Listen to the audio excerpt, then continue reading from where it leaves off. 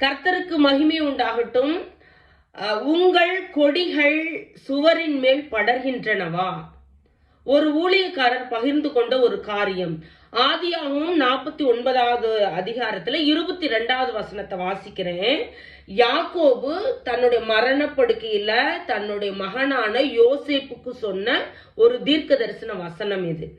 யோசேப்பு கனிதரும் செடி, அவன் நீரூற்றண்டையில கனிதரும் செடி, அதன் கொடிகள் சுவரின் மேல் படரும். அவனுடைய கொடிகள் சுவரின் மேல் படரும். அதோடைய அர்த்தம் என்ன நம்மளுக்கு தெரியல. அந்த ஊழியக்காரர் ஒரு தடவை அரேபியன் கண்ட்ரிஸ், அதாவது வளைகுடா நாடுகளுக்கு போயிருந்தப்ப வீதிகள்ல நடந்து போறப்ப அநேக வீடுகள்ல திராட்சை செடிகள் வைக்கப்பட்டிருந்து அதோடைய கொடிகள் சுவருக்கு வெளியில தொங்க விடப்பட்டிருக்கு. அந்த சுவருக்கு வெளியில தொங்க விடுறப்ப திராட்சை கொத்துகள் காணப்படுது.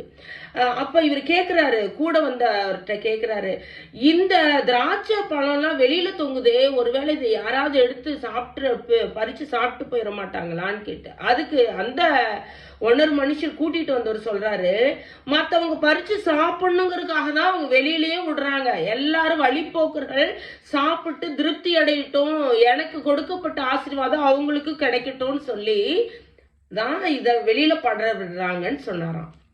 அப்ப யோசேப்புடைய ஆசீர்வாதம் அவனுக்கு மாத்திரம் இல்ல, அவனை சார்ந்தவர்களுக்கும். இன்றைக்கு நம்மளுடைய ஆசீர்வாதம் நமக்கு மாத்திரம் இல்ல. ரட்சிப்பு என்னும் ஆசீர்வாதத்தை நமக்கு மட்டுமே வைத்துக் கொள்கிறோம். கர்த்தர் ஆசீர்வதித்த எல்லா உலக பிரகாரமான ஆசீர்வாதங்களையும் நமக்கு மாத்திரமே வைத்துக் கொள்கிறோம். அப்படி இல்லாதபடிக்கு மற்றவர்களுக்கும் அந்த ஆசீர்வாதத்தை பகிர்ந்து கொடுக்க ஆண்டவர் அழைக்கிறார்.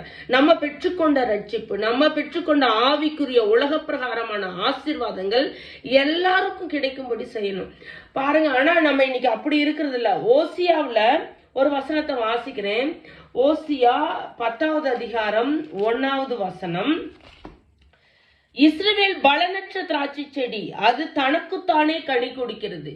ஆனா இன்னைக்கு பலனற்று போனவர்களாய் ஆசீர்வாதத்தை நாம மாத்திரமே அனுபவித்துக் கொண்டு தனக்குத்தானே கனி கொடுக்கிறது, எனக்கு இருந்தா போதும் அப்படின்ட்டு நம்ம வாழ்றோம். ஆனா நம்ம அப்படி இல்லாதபடிக்கு ஒவ்வொரு கிறிஸ்தவனுடைய அழைப்பு எப்படின்னா, நம்ம கொடி படர்ந்து சுவரின் மேல் படர்ந்து அநேகருக்கு ஆசீர்வாதமாக இருக்கதான் அழைக்கப்பட்டிருக்கிறோம்.